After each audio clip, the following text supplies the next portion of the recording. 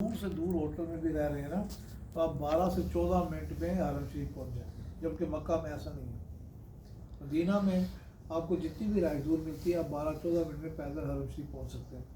आप वहाँ पहुँचें, आप देख लें नमाज का टाइम है, वही टाइम है जो मक्का में। सामान रखें, कोशिश करें कि आ जाएँ हरम शरीफ में, बाहर वाले सेल में नमाज़ पढ़ें, जमात के साथ वापस आ जाएँ। या फिर जब भी जाना है दोबारा नहाए धोएँ, अच्छे कपड़े पहने, मर्द एक सफ़ेद जोड़ा रखें।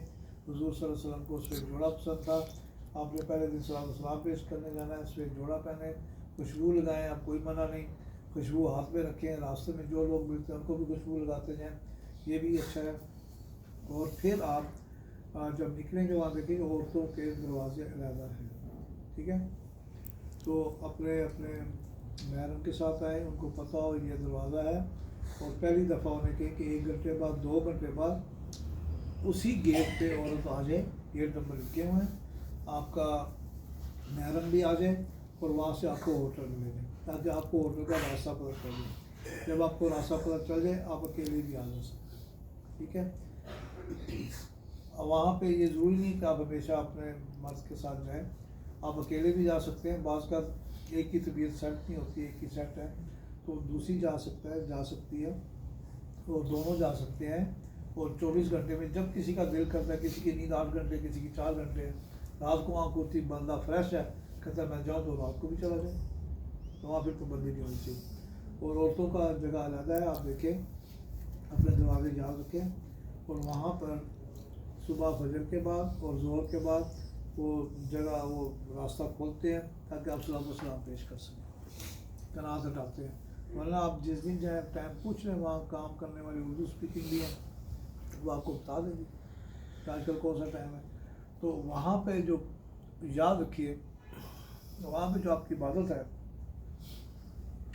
यहाँ की नमाज़ें, यहाँ की इबादत, रोज़े, ज़कात काउंट नहीं होंगी।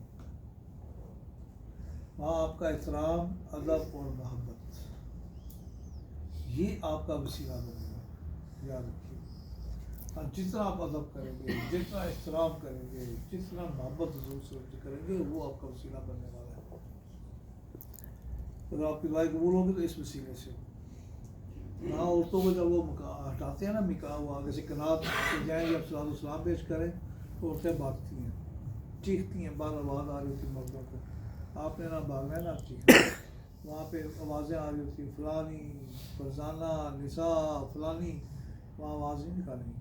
अगर आपकी बहन माँ दूर है, आप जाएंगी आराम से, पैदल आस्ता से उसको पकड़ के लाएंगी, आवाज़ नहीं देनी, उस जगह का मकाम ही नहीं है। जब आप मस्जिद के अंदर आएंगे, छत के नीचे, तो ऐसे चले जैसे बिल्ली चलती। आपका छोटा बच्चा है, वो भाग रहा है, उसको आप पीछे नहीं भागेंगी, उसको भी रखें संभाल के, और वो भी आवाज़ ना निकाले, आप भी उसको आवाज़ ना निकालें। वहाँ पर आप छिट करके भी किसी को नहीं बुला सकते, ये भी आपको बता दूँ, मना है। हुज़ूर सल्लल्लाहु अलैहि वसल्लम के रोज़े मुबारक के ऊपर वो लिखा है, सूरत हिजरात आयत नंबर 2 लिखी हुई है कि अगर आपकी आवाज़ हुज़ूर सल्लल्लाहु अलैहि वसल्लम की आवाज़ से ऊँची हो गई, आपको पता भी नहीं चलेगा, पूरी ज़िंदगी के अमाल ज़ाया हो जाएगा। तो यहाँ ये सब चीज़ अदब करना है। अब जिस दिन आपने जाना हो, आप जाएं, अंदर जाते हैं, ठीक है, शलवार कमीज़ पहने, खुशबू लगाएं, और तो ये जो आपको किताब मिल रही है ना, ये वाली,